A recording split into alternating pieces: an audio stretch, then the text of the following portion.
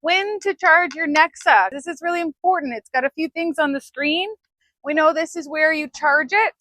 So your charging port there, regular 110 outlet is no problem. If you're going to use an extension cord, use a really good one. Don't be cheap.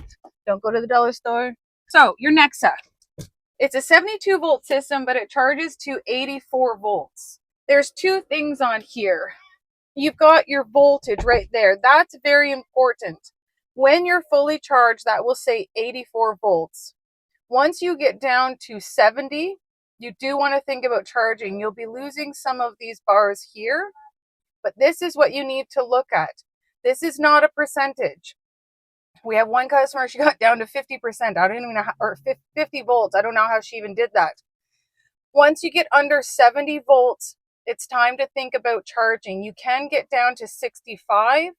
If you have a lead acid, your unit's going to be quite slow at this point. You won't get the performance, but if you have a lithium, you're still going to have full top speed because lithium works differently.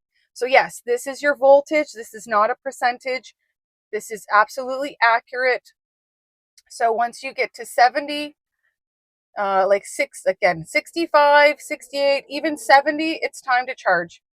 And they are a little bit faster chargers, but if you get it right down low, and it's still charging after 10, 11 hours, that's okay. They do take a long time to charge if you've gotten it right down to the cycle. So I hope that helps. Don't run out of battery. That's no fun.